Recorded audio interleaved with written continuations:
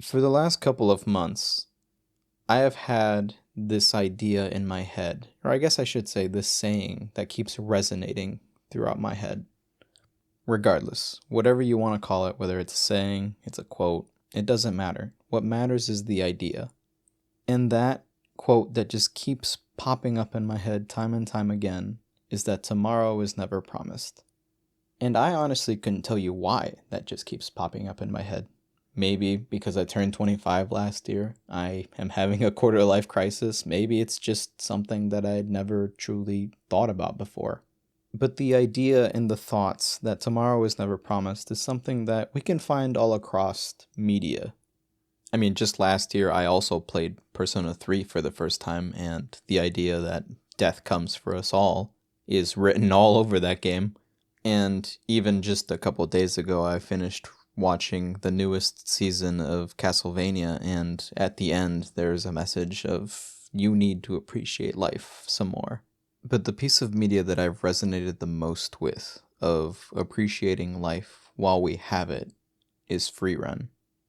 Now, I am well aware that I am not the first person, or probably the last person, who is going to make that observation. Frieren has exploded onto the anime scene, not just in Japan, but in the United States as well. And most of that can be attributed to 1, the show being an absolute banger, 2, the memes, and 3, Himmel. The phrase, that's what Himmel would do, is something that I genuinely didn't think was going to pop off like it did, but here we are. But regardless of all of that, I personally resonate the most with Frieren and the idea that tomorrow is never promised. Now, for those of y'all who have made it this far into the video and have not watched Frieren, Frieren is an anime about an elf and the party of heroes who set off on a journey to defeat the Demon King. Now, the twist in Frieren, if you guys have watched any sort of fantasy media, is that they've already done that. They've defeated the Demon Lord at the beginning of the story. So as the audience, we're left wondering, where do we go from here? The simple answer to that question is that we follow Frieren around and complete some side quests. But the show is much more than that. That's just the surface level. We get the chance to see what it's like to stop and smell the roses, and to appreciate the people around you. And we do this because Frieren wants to do this, because she didn't get that chance the first time around. Now, it's not like Frieren died during the battle with the Demon King, but as an elf, Frieren has so much time to be alive, thousands of years at the bare minimum. So to her, a lifetime is very minuscule, especially when we put into the perspective of a human lifetime. She says stuff like a measly 10 years, a measly 50 years, a mere 100 years. But that's at the beginning of the story. And where we are following Frieren is when she's started to appreciate and she's started to realize what 100 years actually means to somebody, what 50 years means to somebody, what 10 years means to somebody. And this is where the story really hooked me. Now, I'm not going to live for 1,000 years. If I do, I'm a freak of nature, 1. But 2, I've been in Frieren's position. Not to the same extent, but I've been there. I'm only 25, and I can 100% guarantee y'all that I have regrets when it comes to how I've used some of my time. I've been lucky enough to have both sets of my grandparents, both of my parents, and both sets of great-grandparents be around for a decent portion of my life. So I've often thought to myself, oh, I can visit them later. Oh, I can see them later. Oh, I'll just talk to them later. But that is a luxury, and I'm not always going to have that luxury. And neither did Frieren. And she knows that. She didn't at the start of the story, but she knows that now. And I really, really liked to see her character development throughout this first season. Because although she's an all-powerful mage who can be very emotionless at times, she still has her moments of being an absolute buffoon. But she's a buffoon to the fullest extent that she can be because she has a new lease on life and she appreciates some of those smaller things in life now. And that's just one way that I relate a lot to Frieren. Now, although the show is titled after her, there's still plenty of other great characters in this series. Not everybody gets the same amount of love or character development, especially as our main trio. But for a series that has a lot going on with its themes, it spends a lot of time building up all these characters, even if they're only on screen for an episode or two. And I love that. Because if you guys can't tell, there's one thing that all of the series that I really love have in common is that they have great characters.